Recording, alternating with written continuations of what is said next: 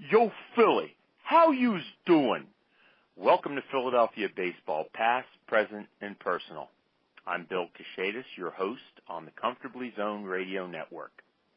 Today we're going to discuss baseball journalism, specifically beat writing, and the challenge of being a beat writer in the city of brotherly love.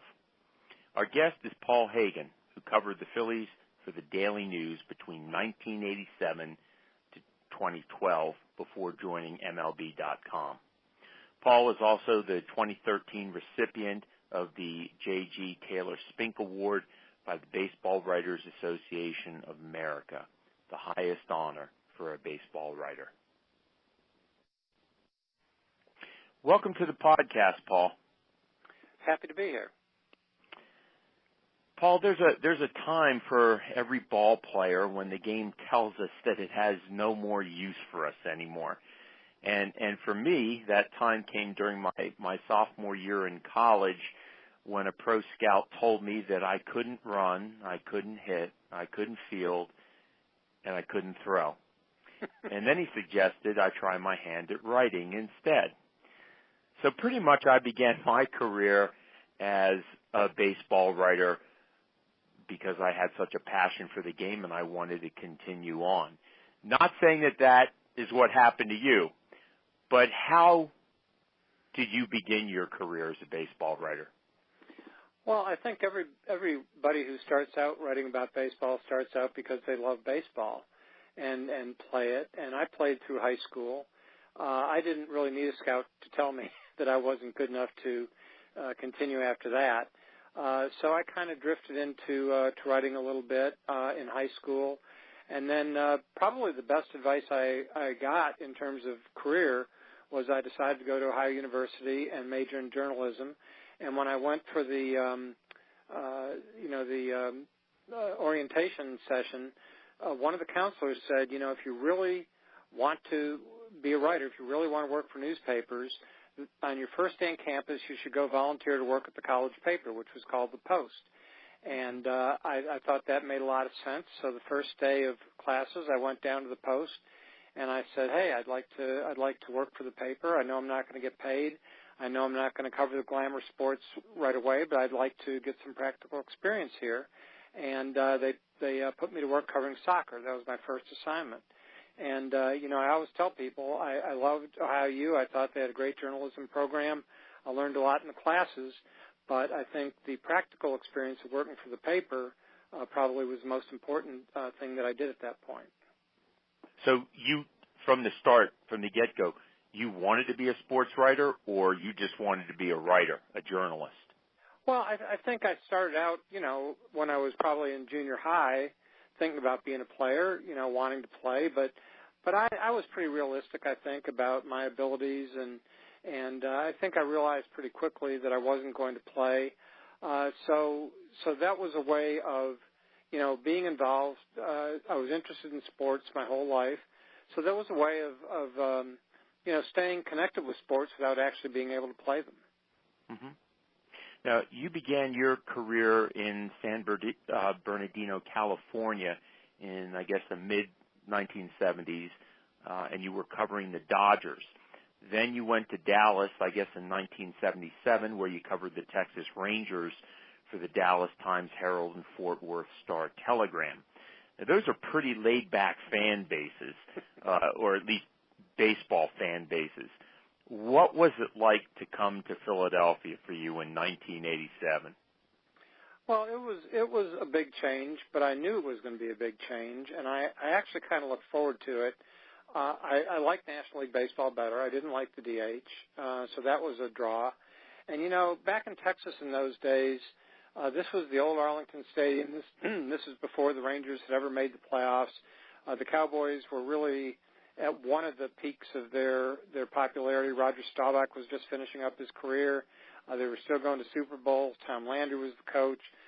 College football was very big. It was really football country back then. I think the Rangers have done a really good job of, really making their mark now with a new stadium, making the postseason, being competitive every year. But back in those days, that's not how it was. So I think that I really looked forward to coming to a city where baseball, which which I perceived as a baseball city, and I found that to be true. So I think I knew there was a challenge involved. There would be a challenge involved, and there was. People here were much more knowledgeable, I think, as a rule, and I got a lot more feedback from the fans. Back in those days, it was actually the letters that they'd send to the paper. That's how people let you know that they didn't agree with you. But I got a few of those, but that was okay. And I love the fact that people cared, and I think that was the best thing about coming here back then. Mm-hmm. Now, you began your Philadelphia career with the Daily News, and the Daily News had a history of controversy. And you're coming in 1987, which is really, after the era of the Chipmunk writers.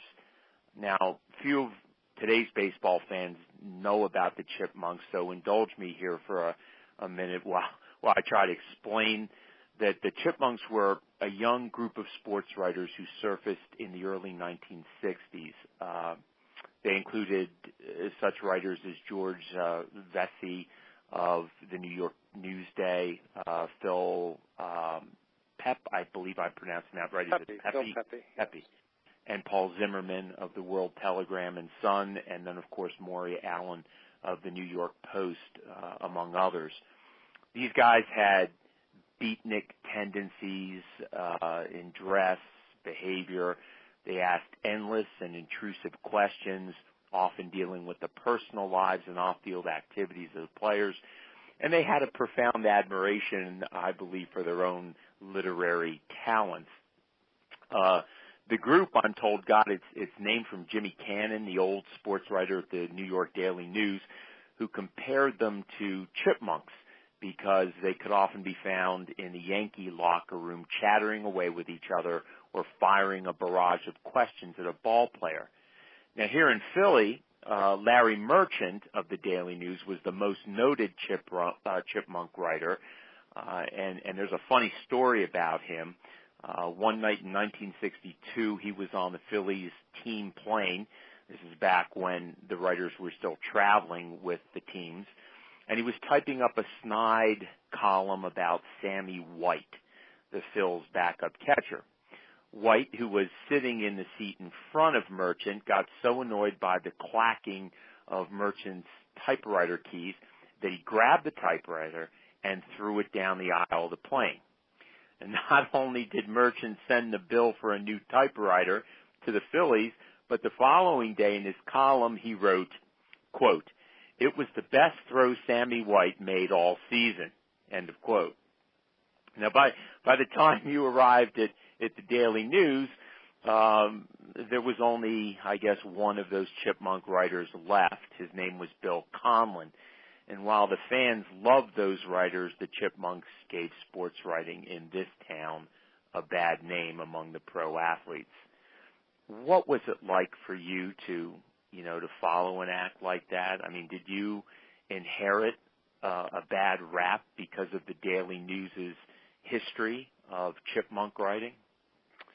I don't think so. I think, when I think of the Chipmunks, I think of it as more just going beyond the surface, so being more in-depth in reporting and being a little irreverent, which is fine. It is sports after all.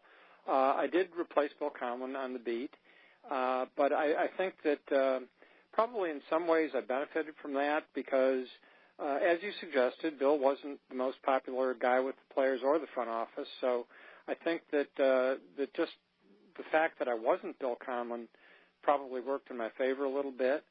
And we had different approaches. I certainly wasn't going to come in ripping the farm system as Bill Conlon did for years because I didn't know much about the farm system.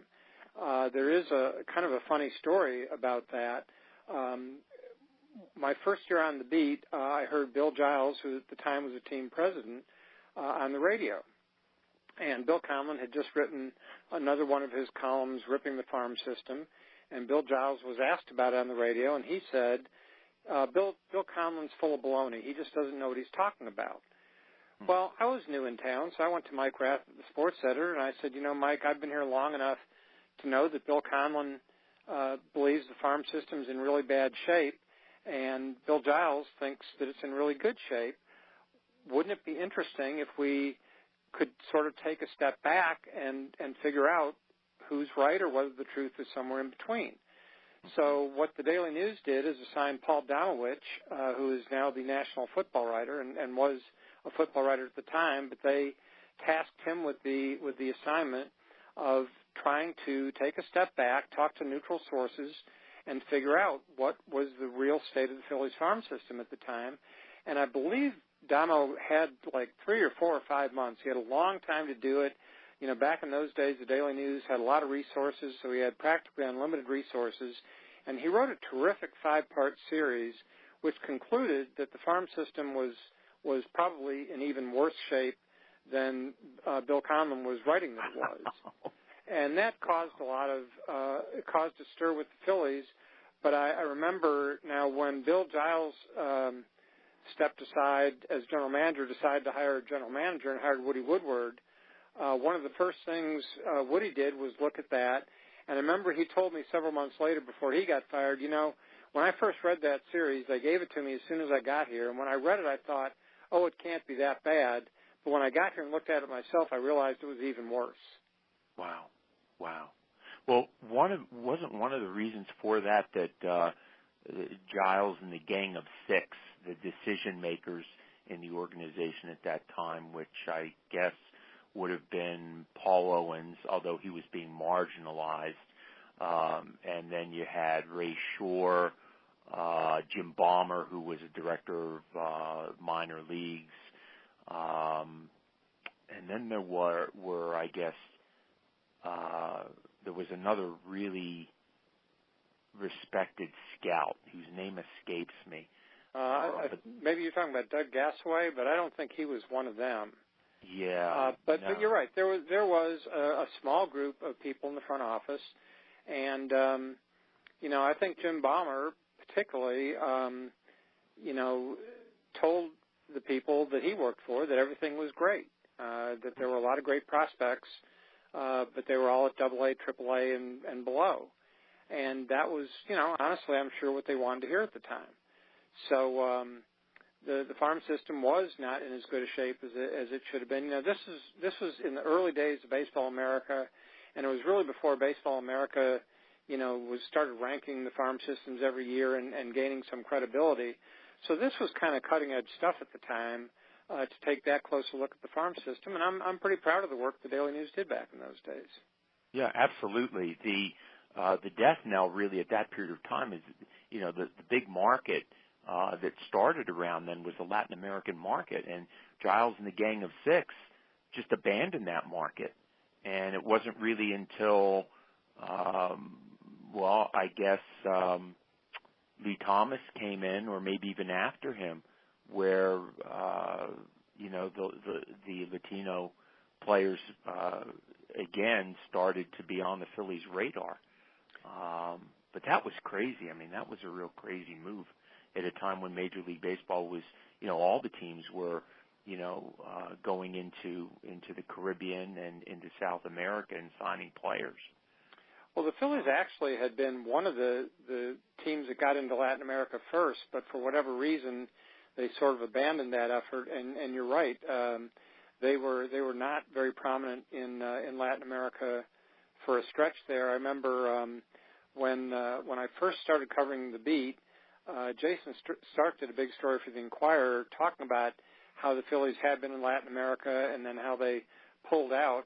And he pointed out that one of those springs, the Phillies had as many players born in Paris, France, that was Steve Jeltz, as born in Latin America, which was Juan Samuel on the 40-man roster one spring. Wow. Well, 25 years. You were at the Daily News for 25 years. So you covered the 93 team, and you covered 2008, and you crossed paths with some of the most interesting personalities in Philadelphia baseball history, not the least of which were the members of Macho Row on that 93 team. Any favorites among those guys? Among the players, you mean? Yeah. Well, you know, I'll tell you. that team had a reputation for being really tough on the media, and I can see where that came from. But I got to tell you, they were all pretty good with the beat guys. The guys who were there every day with the team, they were pretty good with the beat writers. So I probably have a little different view of them than most people. But I just found that team endlessly fascinating. And, of course, they were winning after finishing last the year before, and they were fun, and there was always something going on. And they were really pretty open with the beat guys. So I would be hard pressed to pick a favorite on that team, but certainly, you know, had a great relationship with Lenny Dykstra, with Darren Dalton, with Mitch Williams, with John Kruk, Dave Hollins. You know, really all the main characters on that team, and it was just a blast to cover those guys. Yeah, Dykstra would seem to me would be particularly interesting because having played in New York, he was very educated in terms of baseball writing, who the baseball writers were. In fact, weren't you the one that told me that when Dykstra first came to the Phillies in 1989, you went up to introduce yourself, and he said, "I know who you are. I know who all of you are." That's exactly right. That's exactly what he said, and he did. And I remember one time I wrote an off-day story about Darren Dalton. This is when his first wife, Lynn Austin, was pregnant with their first child, Zachary. And Darren got off to a terrible start. And this was, you know, before he'd established himself. This was when he was trying to establish himself. And he got off to a terrible, terrible start. And he was flying back to Florida every off day, every chance he could. He had to fly back to Florida to be with Lynn. And finally, Zach was born, I want to say in May or early June. I could be off a little bit.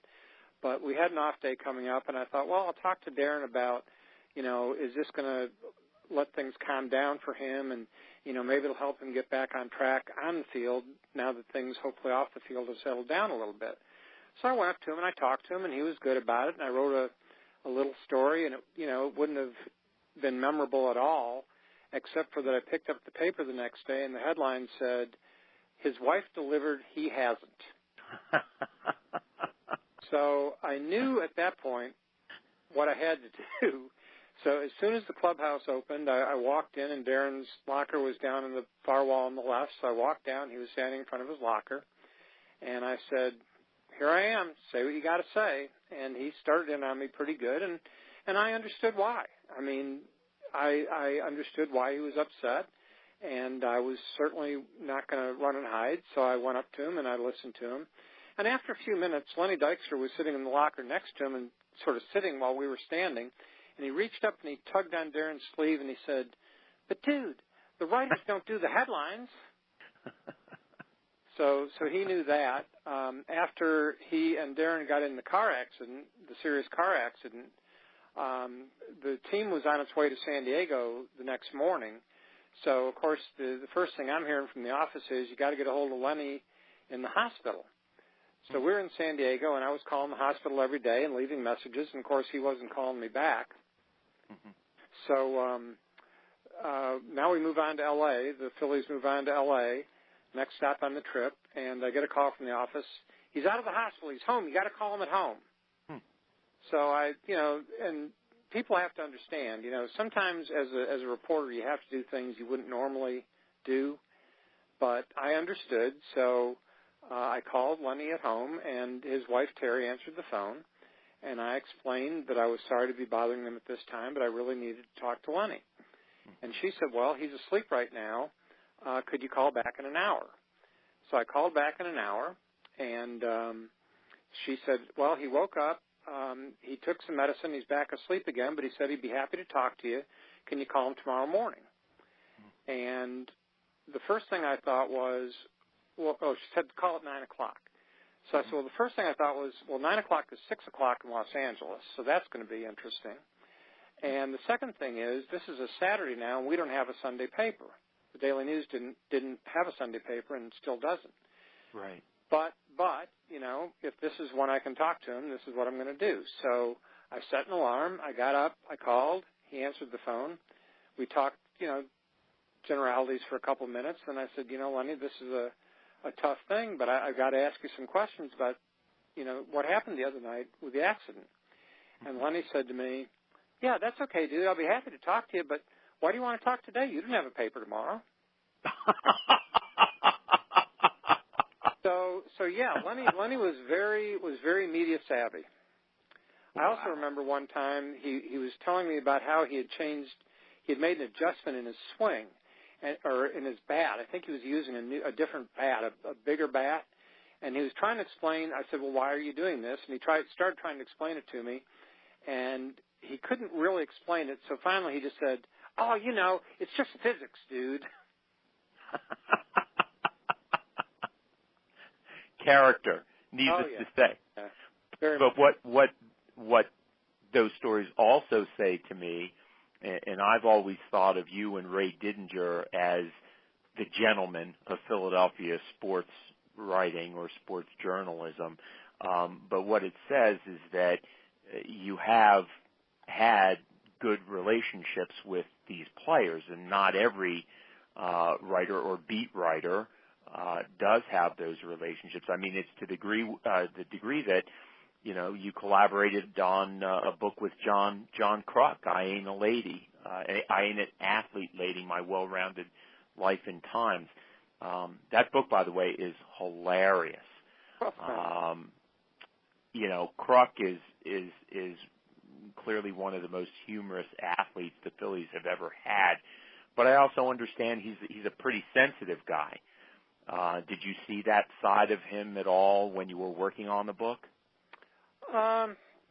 Not really. I mean, I think I'd gotten to know, as you say, a lot of those guys real well. And, I like to think that I didn't pull my punches, but I also think that they understood that I was going to be fair. If I came up to them and said, I want to talk to you about whatever, that's what I wanted to talk to them about. I wasn't trying to backdoor them into something else. I wasn't going to try to play gotcha, try to trick them into saying something that they'd regret. I just wanted to write the fairest, most honest story I could, and I think they appreciated that.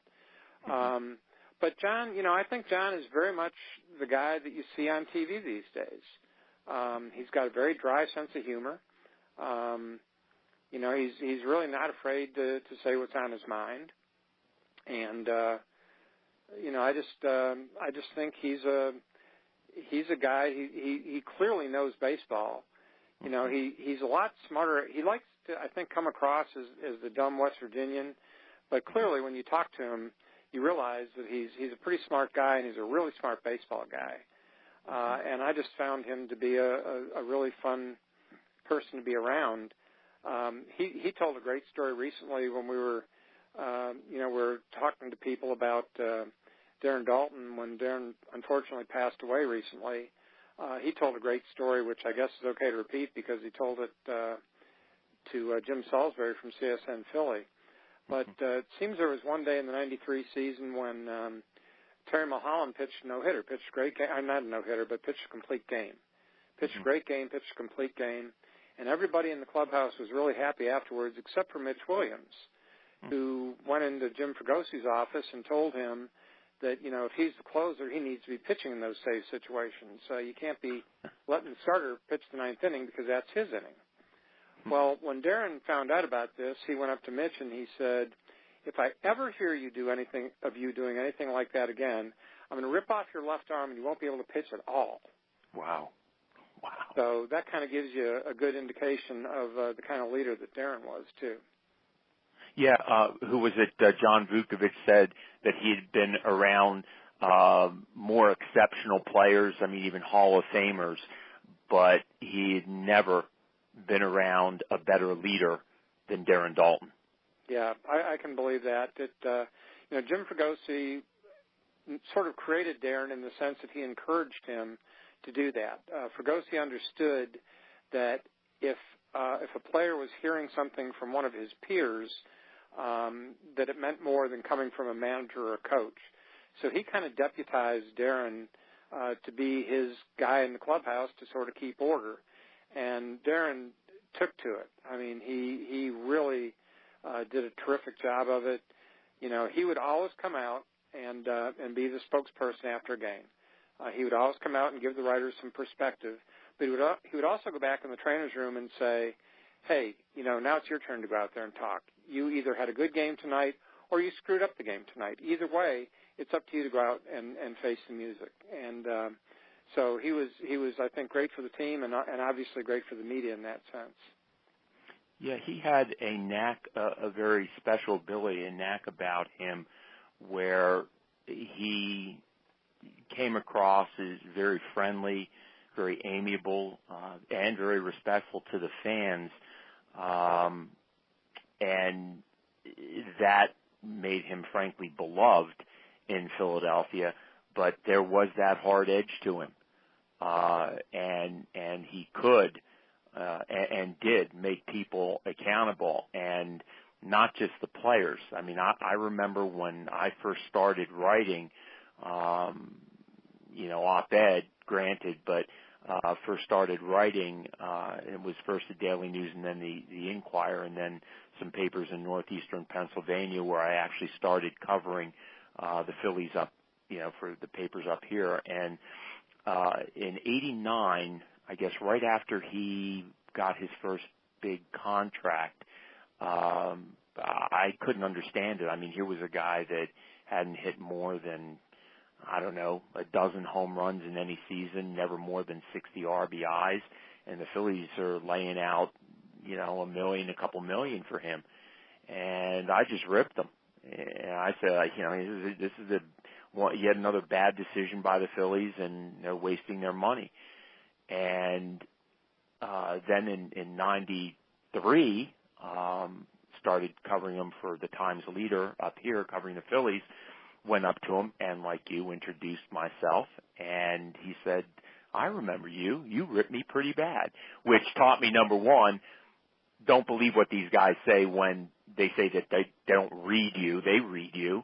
And number two, you better be careful about who you rip and why you do it. That was a very important lesson for me to learn in that time, my late 20s, maybe early 30s. But he was that way. I mean, he was really a very special player, and I think, like Tug McGraw, will always be beloved in Philadelphia. Yeah, I think the story that really sums up Darren, if you could only have one story that really sort of tells you what Darren was all about, I think it would have been 91 or 92, one of those years. We're in Pittsburgh, and it was the 7th or 8th inning, and there was a left-handed pitcher in the game, and Jim Fregosi, the manager, pinch hit Ricky Jordan for Darren Dalton. And Darren Dalton was not very happy about that and went into Fregosi's office after the game and said words to the effect of, I can't believe you pinch hit for me. Why did you pinch hit for me? And Fregosi's answer was, I pinch hit for you because I thought the guy I put up at the plate had a better chance of succeeding than you did. Wow, yeah, I remember hearing that, yeah. But then he followed it up by saying, so if you'd like to change that, why don't you come out here tomorrow afternoon at 2 o'clock, and you and Dennis Menke and I will start working on it. And Darren was there at 2 o'clock the next afternoon, and the following year he led the National League in RBIs. Yep. So, you know, Darren had also, you know, we talk about toughness and leadership, but he had a determination that he thought he could overcome anything. Mm-hmm. Just by working hard and by determination and sheer will. He thought he could do anything, and that's why I think he really thought that he was going to beat the brain cancer, and probably lasted by average twice as long as most people do who get that. That's right. Yeah, he was when that was diagnosed. It was what they said, 2 or 3 years, if that. Yeah. 2 years I think is the normal expectancy at that point, and he lasted 4 years. So yeah. And you know, the last time not the last time, but 2 springs ago, I was in Clearwater, and I ran into Darren at the Beachcomber, which is a famous old restaurant, right on the main drag on Clearwater Beach. And he was in there with a group of people, and they were all pretty nicely dressed, and he was in his T-shirt and shorts and flip-flops. And only Darren could have pulled that off in the Beachcomber. But he saw me sitting at a table with another group, and he came over and said hello, and then he came over a second time. He came over a third time.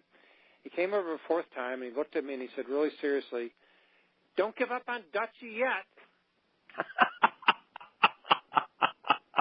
So I think till the very end, he really thought he was going to beat the incredible odds that he was facing.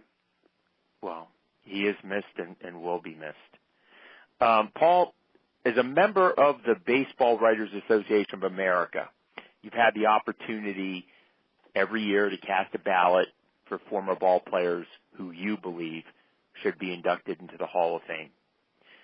How do you determine who's worthy of that honor?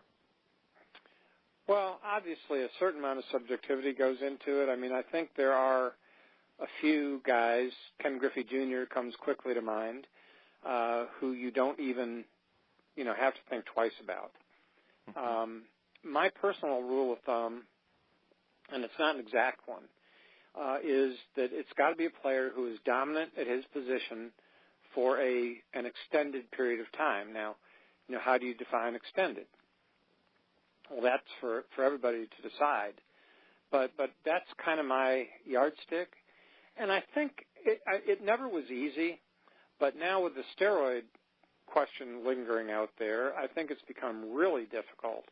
And I think every voter has to decide for himself how he's going to handle, or herself, to decide how you're going to handle the steroid issue. My personal approach is that I am not going to base a Hall of Fame vote on a guess. So I'm not going to sit here and say, well, I will vote for player A because I don't think he did steroids, but I won't vote for player B because I think he did. I just don't think that's a fair way to do it. So if you're not going to, if you're going to accept that premise, then I think you either say, well, I can't vote for anybody who played in that era, or you say, you know what, there have been a lot of eras in baseball. There's been the dead ball era, the pre-integration era, the World War II era, the expansion era. This is just another era, and I'm going to vote for the best players, and regardless of steroids. And that's really the approach I've taken. I know that it's not perfect. I know that it's not fair if a player didn't do steroids and his stats suffered because of it. I know it's not fair to that player, but that's the best thing I've come up with yet, and so that's how I go about it. Well, there's the steroid issue is an extremely complicated one, as you've already really said. But now, there's candidates like, well, here in Philadelphia, Dick Allen is the name that's being bantered about the most, but there's, Tony Oliva, Jim Cott, Louis Tiant, and these guys clearly have Hall of Fame numbers, have had Hall of Fame careers, for many of the Veterans Committee members, and they're not in. And, they've even pointed out, look, there are guys in there who've committed worse sins than I have. And, I've got the numbers. How come I'm not in? But what it really underscores is how inconsistent, especially the Veterans Committees, have been with the voting. I mean, what needs to be done there? I mean, what needs to be done either on the part of the Hall of Fame and their administrators, or maybe just even the Veterans Committees to make the process more consistent? Well, I'd say a couple things. As a voter, I would love it if the Hall of Fame would give us some guidance on how we should deal with the steroid question. If they would clarify the character clause, if they would sort of tell us what they think, but they are not inclined to do that. They are very happy to leave it vague and let the voters deal with it. I think the writers' voting is pretty consistent.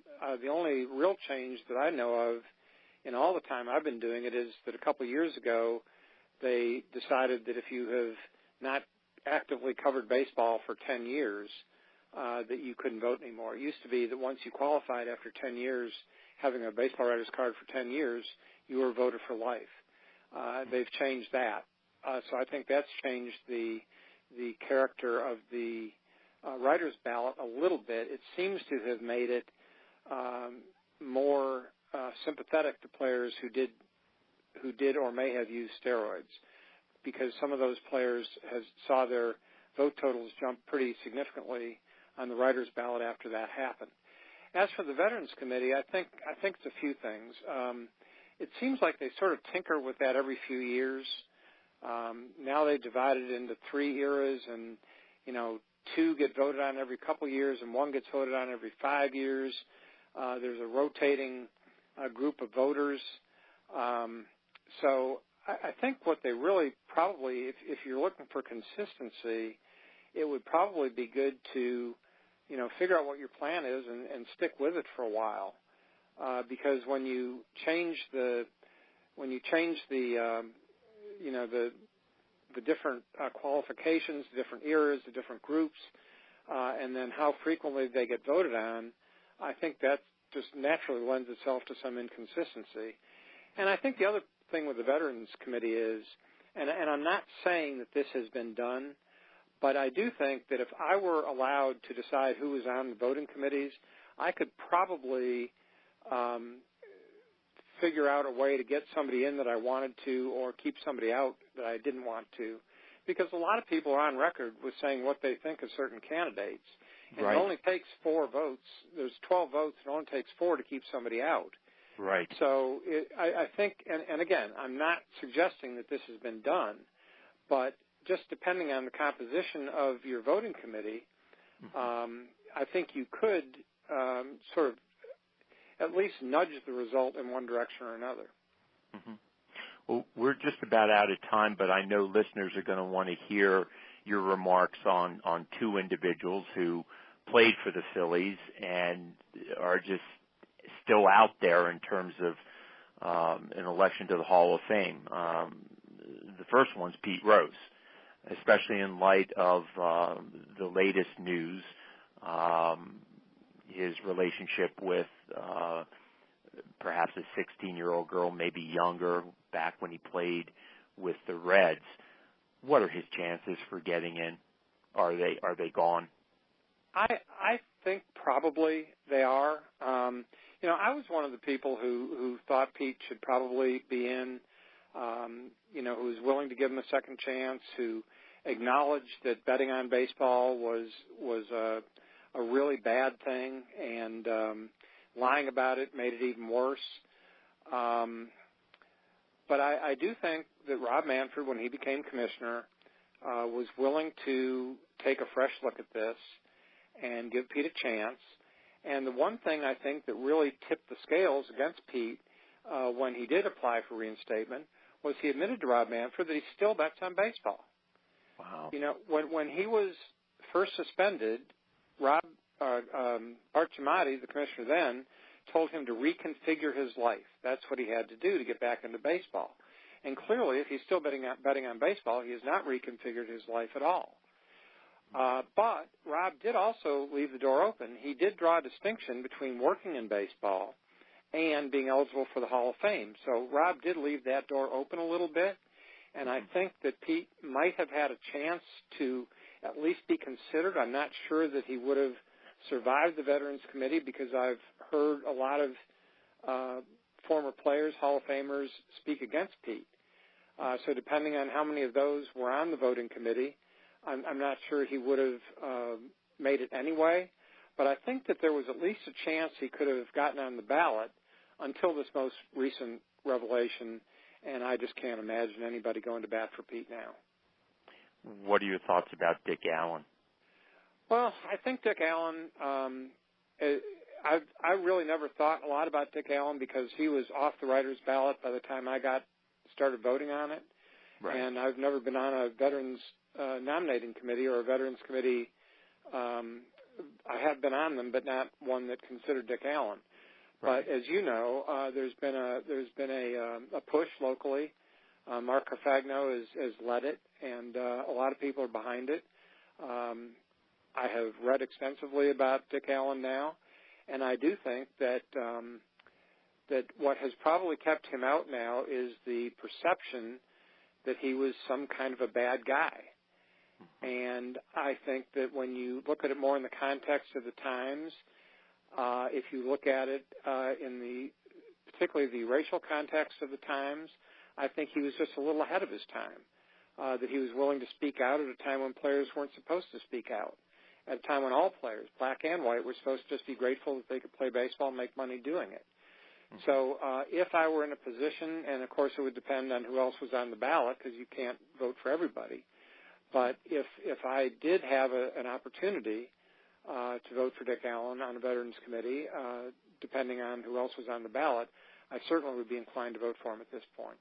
Mm-hmm. Well, that's reassuring. Well, listen, Paul, thank you so much. Really appreciate it. Wonderful insights. And thank you, listeners, for tuning into the podcast. This is Bill Kashatus, rounding third and heading home on the Comfortably Zoned Radio Network.